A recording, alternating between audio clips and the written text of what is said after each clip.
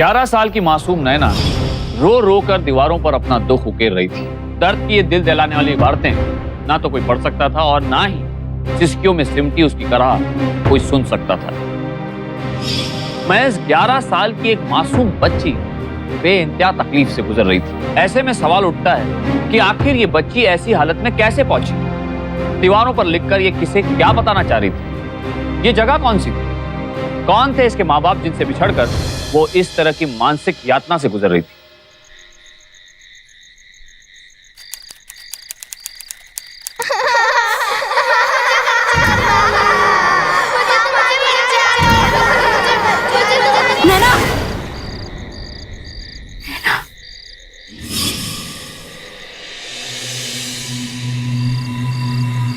अरे अरे क्या हुआ नैना की माँ? नैना के पापा, हमें लगता है हमारी नैना किसी मुसीबत में है। रो रो के हमें बुला रही है। फिर कोई बुरा सपना देखा क्या? नहीं जी। तुम बेकार ही चिंता करती हो सुमन। हमारा छोटा भाई राकेश नैना बिटिया को सगे पिता से भी ज्यादा प्यार देता है। हम अभी फोन करके नैना बिटिया से तुम्हारी बात कराए देते हैं। हाँ। ताकि खूब तसल्ली से सो सको तुम।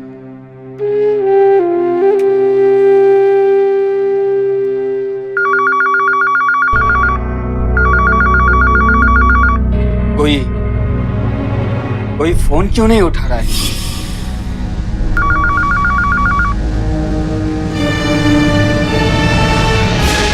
जी, मेरी भतीजी नैना की तस्वीर आज सुबह से मिल नहीं रही है। सर, सुबह सब्जी खरीदने गई थी, अभी तक घर वापस नहीं लौटी है। पता नहीं। आपने एक 11 साल की बच्ची को अकेले बाजार भेजा ही क्यों? सर, घर के सामने ही दुकान है, वो अक्सर जाती थी वहां पर, इसीलिए। आप नैना की माँ हैं?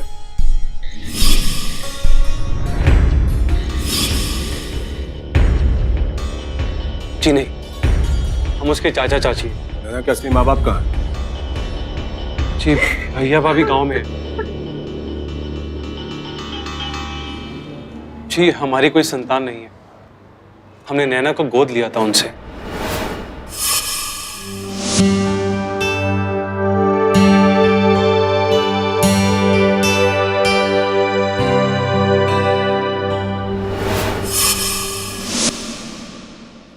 तो आपने अपने भैया भाभी को खबर की?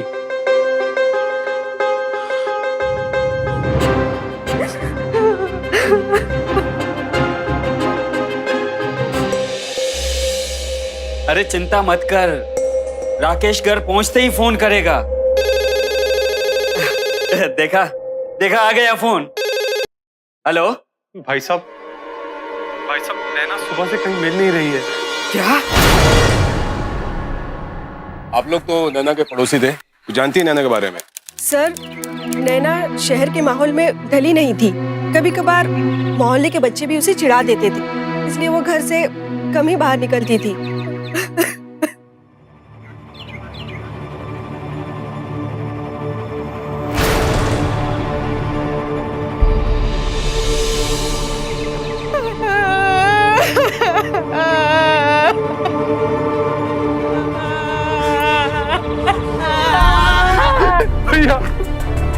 भैया हमें माफ कर दो भैया। हमारी नैना कहाँ चली गई?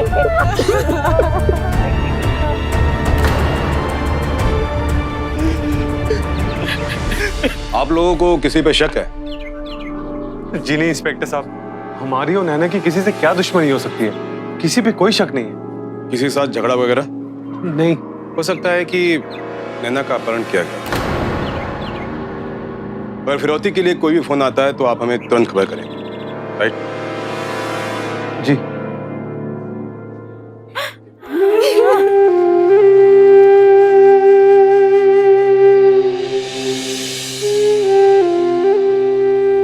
राकेश, केवल पुलिस के भरोसे बैठे रहने से नैना नहीं मिलने वाली। तू अभी गाड़ी निकाल और चल हमारे साथ। पूरा शहर छान मारेंगे हम। अपनी बिटिया को ढूंढ के ही दम लेंगे हम। ठीक है भाई साहब, चलिए।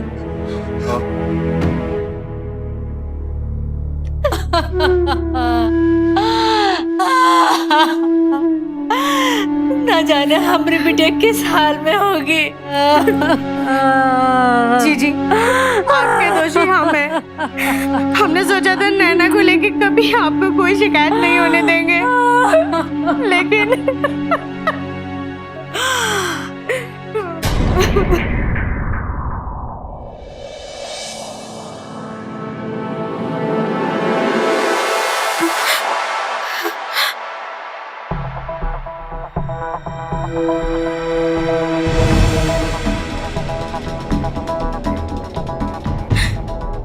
जी,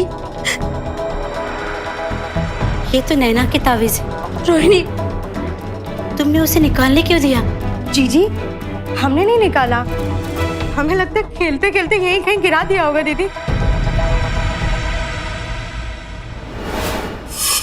बेटा, ये ताबीज तुझे हर बुरी नजर से बचाएगा।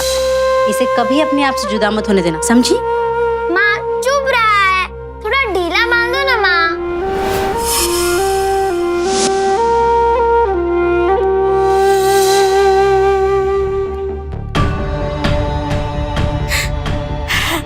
हे देवी मैया, हमारी बिटिया की रक्षा करना। जी हिम्मत रखो, नैना को कुछ नहीं होगा। नैना जल्द वापस आएगी जीजी। नैना जीजी कब आएंगी माँ?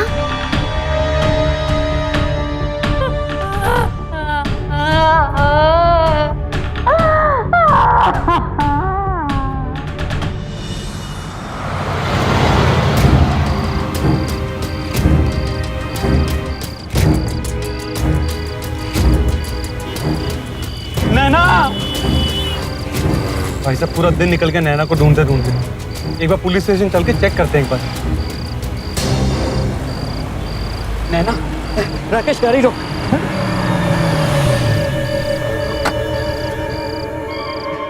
नैना,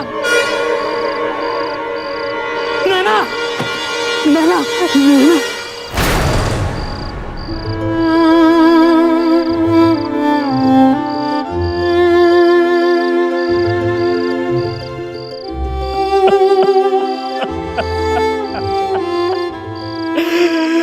कहाँ चली गई बिटिया? सामने आ जा। तेरे बाबूजी तुझे ढूंढ ढूंढ कर तंग करे। अब सामने आ जा।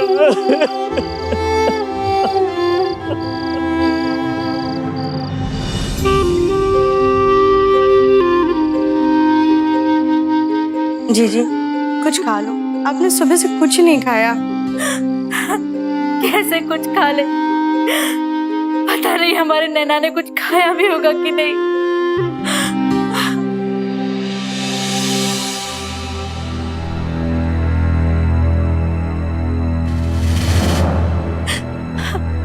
कहाँ है हमारी बिटिया? बताइए ना, कहाँ है हमारी नैना? कहाँ है हमारी बेटी?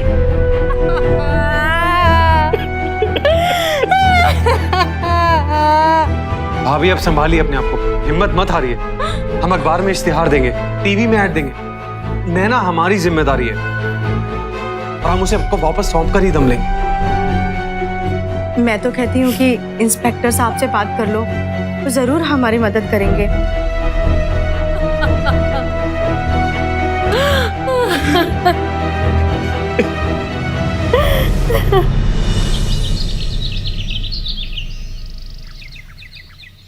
दो दिन हो गए हमारी बिटिया को खोए और आप कहते हैं कुछ पता नहीं चला। देखिए, पुलिस पूरी कोशिश कर रही है। कहा कोशिश कर रहे हैं आप? वो छोटी सी जान किस हाल में होगी, इस बात का ख्याल है आपको? देखिए गोविंद जी, मैं आपकी भावनाओं को समझ रहा हूं। कुछ नहीं समझते आप। देखिए, हमारी बिटिया हमें वापस चाहिए, नहीं तो हम आपको।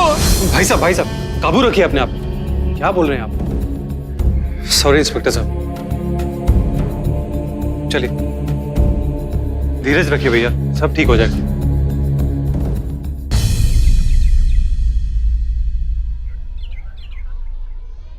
नमस्ते।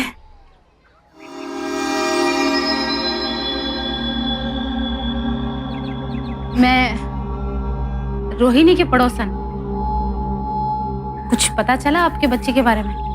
नहीं बहन जी, मैं सच कहूं, आपने अपनी बेटी को इस घर में गोद देकर बिल्कुल भी अच्छा नहीं किया। ये दोनों मियाँ बीवी बड़े ही दिखावेबाज हैं। आप कहना क्या चाहती हैं? बहन जी, यहाँ आपकी बेटी को नौकरानी बनाकर रखा था। बेचारी सारा दिन झाड़ू पोछा चूल्हा चौका बस इसी में लगे रहती थी।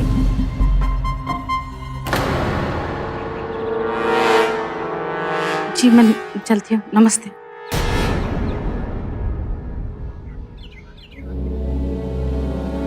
जी ये दवा ले लीजिए। तूने मेरी नैना को नौकरानी बना के रखा था? जी ये क्या कह रही हैं आप?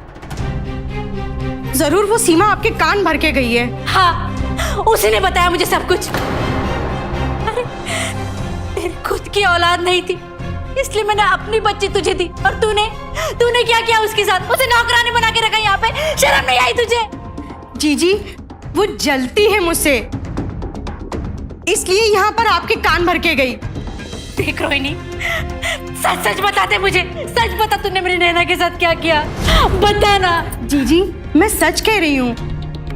नैना घर के छोटे मोटे काम करती थी, पर घर के काम करने में जीजी कोई नौकरानी तो नहीं हो जाता।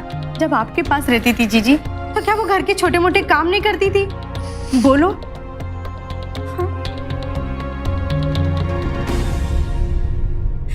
जीजी, आपको उस बाहर वाली औरत पर विश्वास है, अपनी सगी देवरानी पे शक कर रही हो?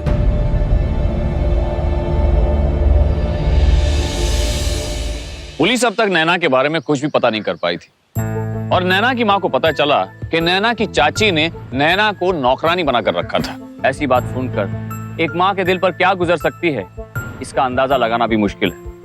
लेकिन क्या सच में नैना के साथ इस घर में कुछ गलत हो रहा था? क्या सच में नैना के चाचा चाची उसके साथ ज्यादती कर रहे थे, या फिर सच कुछ और ही था?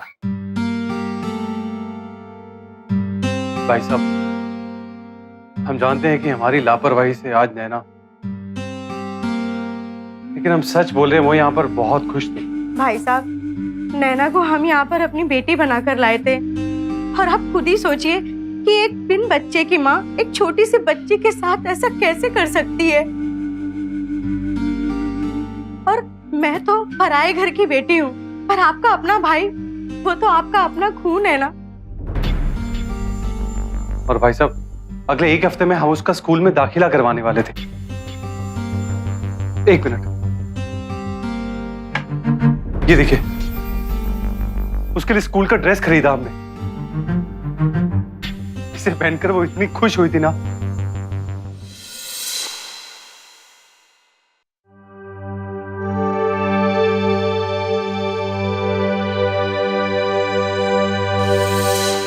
इस ड्रेस को पहनकर वो बार बार बोल रही थी, इसे पहन के मैं स्कूल जाऊंगी। आप लोग सच बताइए, आप लोगों की इतनी बार उससे फोन पे बात हुई, क्या उसे कभी भी हमारी कोई भी शिकायत की?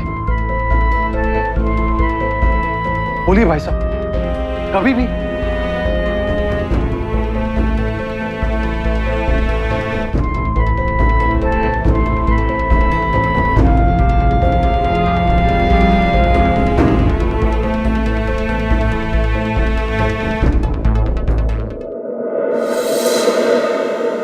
अपनों से ज्यादा परायों पर भरोसा कौन करता है? नैना के माता पिता को नैना की चाचा चाची पर पूरा भरोसा था, तभी तो उन्होंने अपनी बेटी को उन्हें गोद दिया था। लेकिन शक का जो कांटा चाचा चाची की पड़ोसन ने नैना की माँ के दिमाग में चुभोया था, क्या जो दलीलें नैना के चाचा चाची दे रहे थे, उससे उस कांटे का निकलना संभव था? बस चाची और नहीं। कैसे नहीं खाएगी? चलो, ये खिचड़ी पूरी तुमको खत्म करना है। चलो मुंह खोलो, जल्दी खोलो, जल्दी खोलो। वाह, कितनी प्यारी गुड़िया रानी है। पूरी खिचड़ी खत्म करना पड़ेगा, ठीक है? थोड़ी सी तो है ना? वाह गुड़िया रानी, आ लेगी। रोहिणी, हमें माफ कर देना। बाहर की औरत की बातों में आकर हमने तुम्हारी ममता पे शक किया। जीजी, हम आपसे छोटे हैं और आप माफी मांग रही हैं जीजी, हमें पाप लगेगा।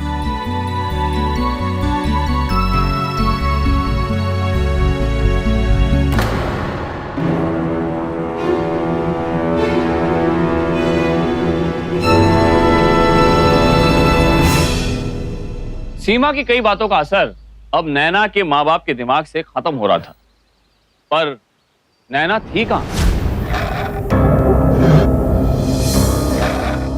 था ये कमरा जिसकी दीवारों पर नैना ने अपना सच लिख छोड़ा था?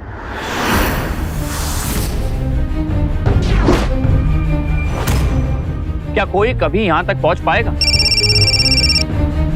हेलो इंस्पेक्टर साहब, हाँ बोल। यहाँ पुराने मिल के अंदर एक बच्चे की लाश पड़ी है। हाँ ठीक है, हम पहुँचते हैं।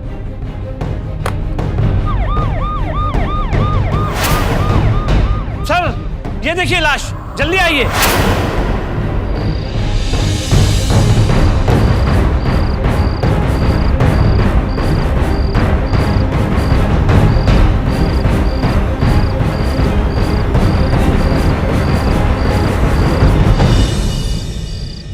नैना के माँ बाप के पास एक बुरी खबर आई। क्या?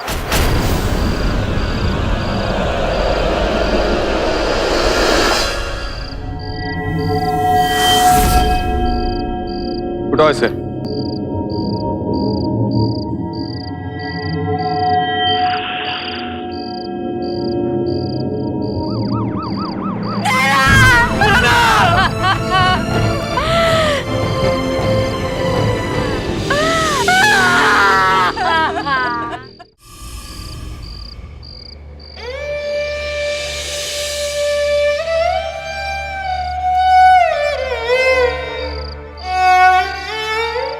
अच्छा भाभी, अब मैं चलती हूँ। नैना जीजी कहाँ है माँ?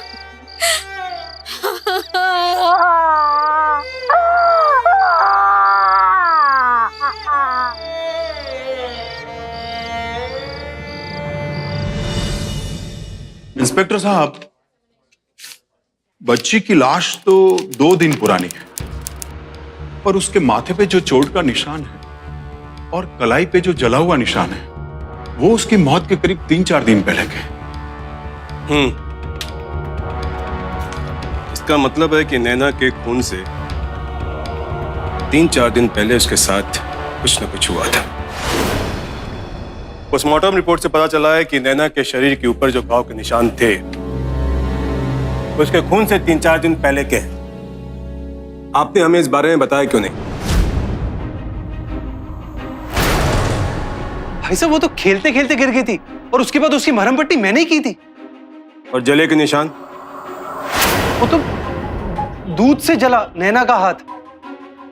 तो आपने छुपाया क्यों? सर, सब कुछ इतनी जल्दबाजी में हुआ, नैना खो गई, कुछ होश ही नहीं रहा। अब देखिए, बच्चों के साथ तो ऐसी छोटी मोटी चीजें होती रहती हैं। साहब, हमारी बिटिया की किसी से क्या दुश्मनी थी जो उसने उसकी इस तरह से जान ले ली? देखिए, नैना के मौत के पीछे किसका क्या इरादा है ये कह पाना मुश्किल है, लेकिन हाँ, डेड बॉडी के पास हमें एक चरस का पैकेट मिला था। हो सकता है कि उसकी हत्या किसी चर्सी ने की हो।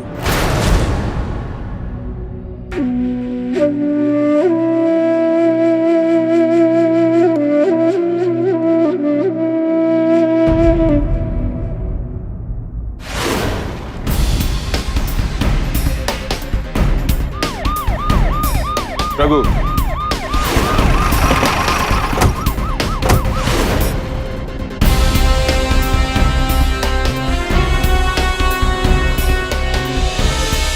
वो रहा। पकड़ो सबको।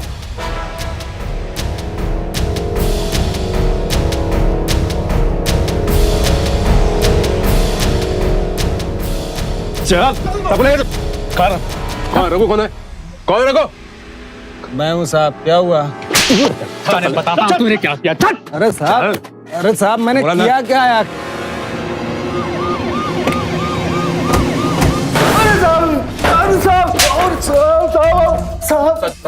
सच बता। साहब हम सच सच बता रहे साहब, हमने कुछ नहीं किया साहब, हम तो बस वहाँ पत्ते खेलते थे साहब। सही बोल रहा है साहब सही बोल रहे हैं साहब, वहाँ पे एक लाल रंग की गाड़ी आके रुकी थी रात। देख रघु, एक बात भी झूठ बोली ना साले ऐसी जगह मारूंगा कि जिंदगी भर याद रखेगा। साहब हम भगवान कसम खा रहे हैं साहब, हम सही सही बता रहे हैं। वहाँ पे एक लाल रंग की गाड़ी रुकी थी फिर और साहब हम बहुत दूरी पे थे।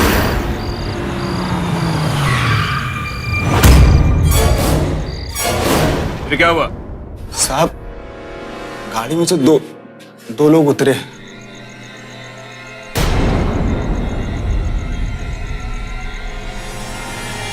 और कुछ बॉडी जैसा फेंक के चले गए।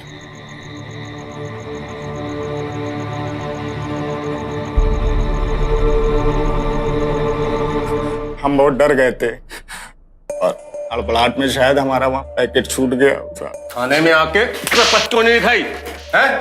साहब हम पहले भी एक बार जेल जा चुके, इस वजह से हम थाने नहीं आए कि अगर हम आपको बताते भी तो आप शायद यकीन न करते। पुलिस के लफड़े में न पड़े इसलिए रिपोर्ट नहीं लिखाई। साहब हम सच बोल रहे हैं, इसके अलावा हम कुछ नहीं जानते साहब। नैना की हत्या अब भी पुलिस के लिए एक रहस्य बनी हुई थी। क्या रघु सच बोल रहा था? अगर हाँ, तो वो लोग कौन थे जिन्होंने नैना की लाश वहां फेंकी थी? इधर पुलिस इन सारे सवालों से उलझ रही थी, तो उधर अपनी मासूम बेटी को खो चुके नैना के माँ बाप सब कुछ हार कर अपने गांव वापस लौटने की तैयारी में थे। लेकिन इसी दौरान इत्तेफाकन हुए एक हादसे ने सबके पैरों तले की जमीन खिसका कर रख दी। चलो बेटा आ जाओ। जी भी।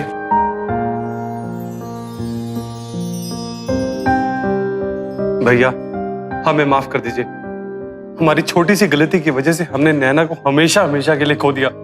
हमें माफ कर दीजिए भैया।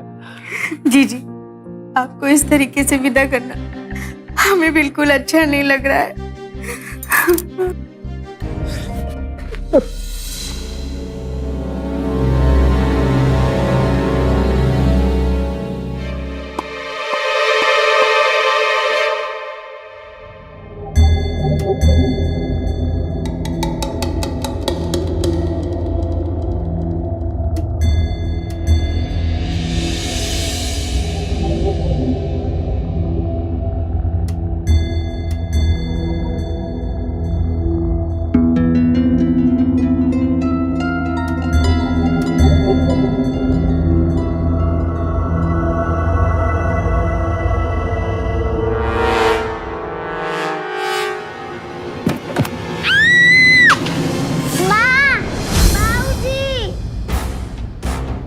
ज्योति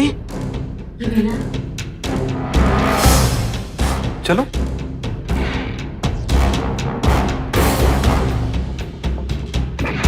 ज्योति ज्योति बेटा, ज्योति आजा आजा बेटा आजा बेटा।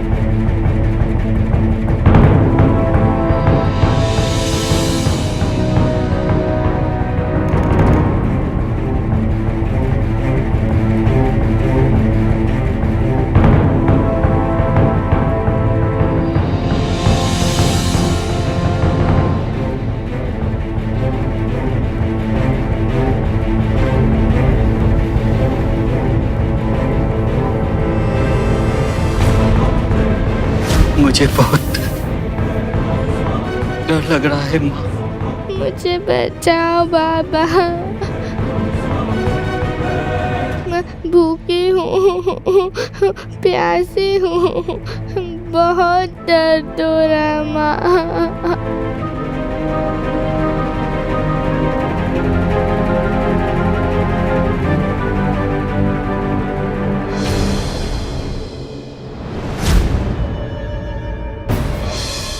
बोल, क्या किया तुम लोगों ने हमारी नैना के साथ?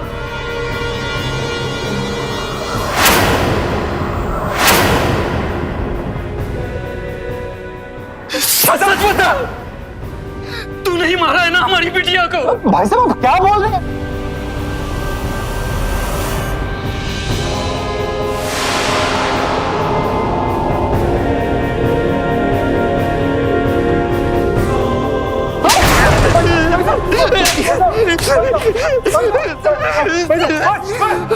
हम अभी दरोगा जी को बुलाते हैं, वही तुम्हारी बख्शिया हो जाएगी। चलो बेटा।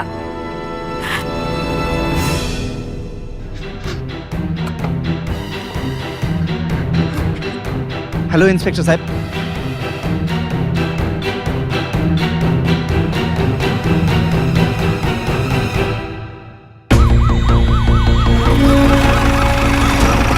आइए साहब अंदर कमरे में आइए साहब। आइए इंस्पेक्टर साहब, आइए। इंस्पेक्टर साहब मेरी बात सुनिए। इंस्पेक्टर साहब आप मेरे साथ चलिए, आइए वहां है वो कमरा। एक मिनट, फहमी हो गई। आइए साहब आइए साहब, वो देख।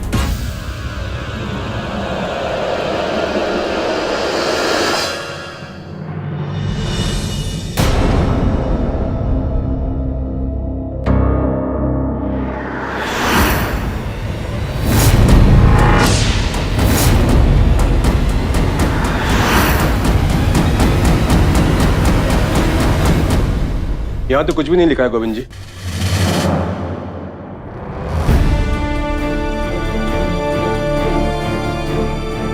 इंस्पेक्टर साहब, भाई साहब को जरूर कुछ गलतफहमी हो गई। चुप रहो तुम, बहुत पागल बनाया हमें अब तक, पर अब और नहीं।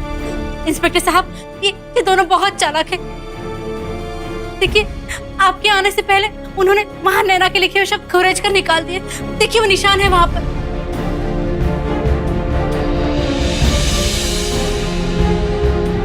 इंस्पेक्टर साहब, ये लोग बहुत बुरे हैं। इन्होंने हमारी नैना को इस कबाड़ खाने में जानवरों की तरह रखा था।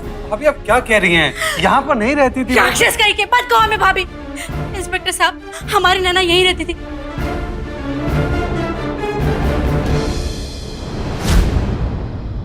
ये देखिए, ये उसी का बैग है। सब वो देखो साहब।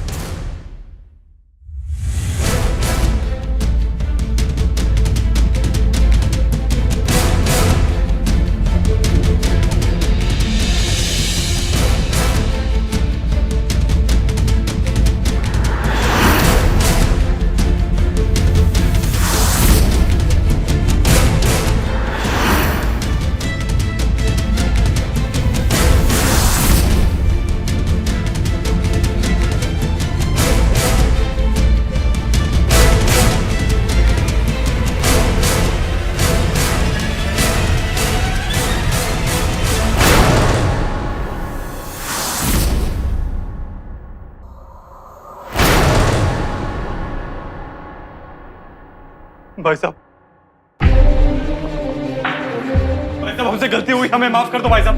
भाई साहब माफ कर दो। भाई साहब, तूने हमारी बेटी को मार डाला। भाई साहब, हम तुझे मार देंगे। माफ कर दो।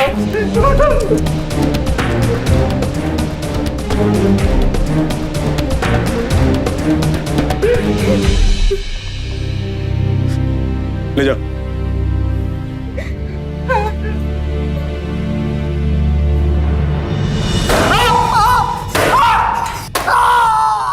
जल्दी बता, क्या क्या बच्ची के साथ, जल्दी बताओ। हमें माफ कर दो, हमसे बहुत बड़ा पाप हुआ है। कोई माफी नहीं तुम जैसे लोगों की। तुम्हें बेटी नहीं, मुफ्त की नौकरानी चाहिए थी, हैं? इसलिए नैना को गांव से लेकर शहर आए थे ना? हैं? जी साहब। बता बता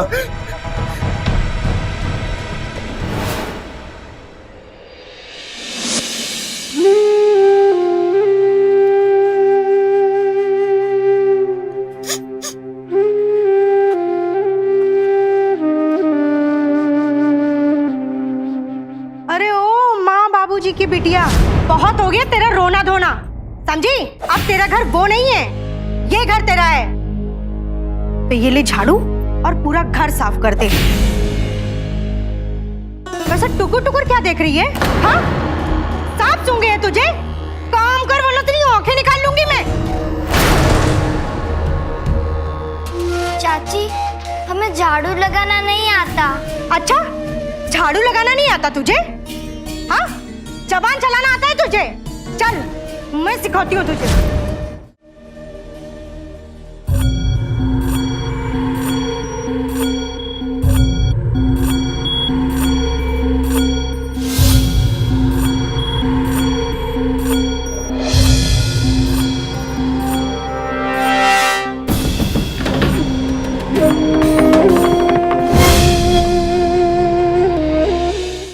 अरे ओ गांव की लड़की, जल्दी ले हाथ चला। ये और भी कपड़े धोने हैं और मेरी चाय के टाइम के पहले सारा काम खत्म हो जाना चाहिए।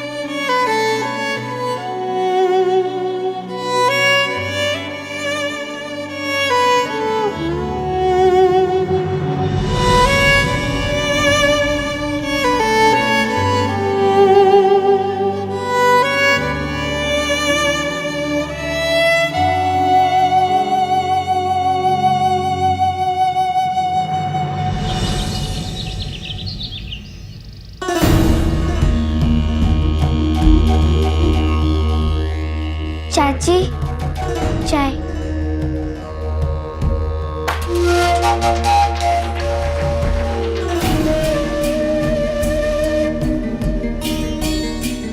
इतनी मीठी चाय, हाँ? चीनी का तेरे गांव से आई है?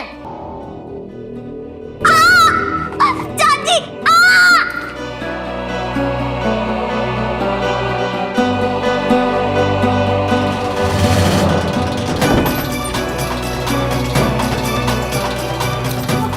यहाँ खड़ी रहे आज तुम।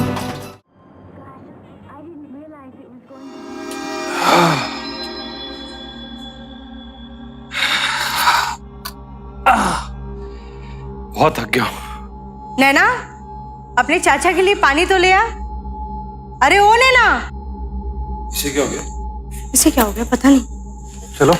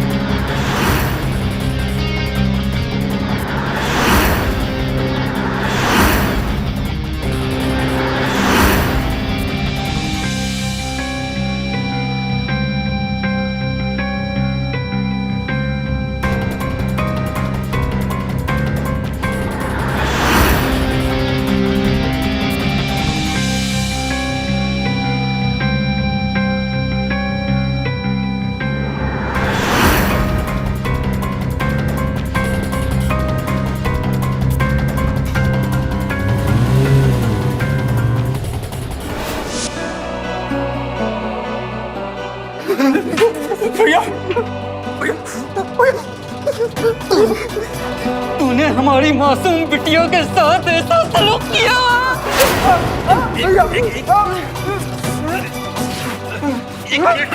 देखिए, इनको सजा जरूर मिलेगी, बचेंगे नहीं ये लोग। रिलैक्स।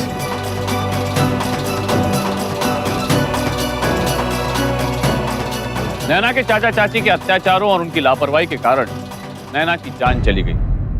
अदालत में उन्हें दफा 322 और 304 ए के तहत 5 साल की सजा सुनाई गई।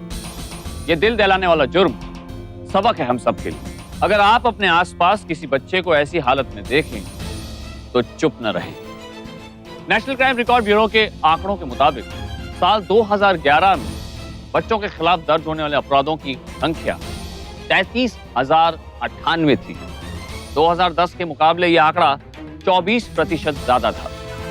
ये अपराध बढ़ रहे हैं तो इसका कारण है हमारी चुप्पी। पड़ोस में रहने वाली सीमा अगर चाहती तो बहुत पहले ही नैना पर होने वाले अत्याचारों की खबर पुलिस को दे सकती थी, पर उसने ऐसा नहीं किया। उसने नैना को बुरे हाल में देखकर उस पर सिर्फ दया दिखाई, जो कि नैना के किसी काम नहीं आई। उसकी खामोशी के कारण आज नैना हमेशा के लिए खामोश हो गई। क्यों हमारा समाज इतना असंवेदनशील होता जा रहा है? क्यों एक मासूम बच्चे के हाथ में पेंसिल की जगह झाड़ू और खिलौनों की जगह गंदे बर्तन दिए जाते हैं? क्यों जब कभी भी अपने आसपास बाल मजदूरी से जुड़े किसी बच्चे को देखता हूं तो मेरे दिल को बेइंतहा तकलीफ होती है, खून खौल जाता है। शर्म आती है कि किस समाज में जी रहे हैं हम। इंसान होने के नाते ये हमारा फर्ज है कि बच्चों के मामले में हम इंसानियत दिखाएं। मासूमों को इस बाल मजदूरी के नर्क से निकालने में उनकी मदद कीजिए। आप चाइल्ड हेल्पलाइन नंबर 1098 पर भी फोन कर सकते हैं। ये एक टोल फ्री नंबर है जो बच्चों की मदद के लिए शुरू किया गया है। अगली बार कहीं भी आप किसी बाल मजदूर को देखें तो उस पर दया मत दिखाइए। डायल कीजिए 1098। माँ बाप को भी ये सावधानी बरतनी चाहिए कि अपने मासूम बच्चों की जिम्मेदारी वो जिन्हें सौंप रहे हैं वो वाकई में उसी लायक है, या फिर राकेश और रोहिणी की तरह विश्वासघाती, पत्थर दिल और शातिर। फिर चाहे ये जिम्मेदारी वो किसी को हमेशा के लिए दे रहे हो या चंद दिनों के लिए या कुछ घंटों के लिए। आपका बच्चा आपकी जान होता है और किसी को भी अपनी जान सौंपते वक्त सावधानी जरूर बरतें। फिर होगी आपसे मुलाकात, तब तक सावधान इंडिया, इंडिया फाइट्स बैक। तो सावधान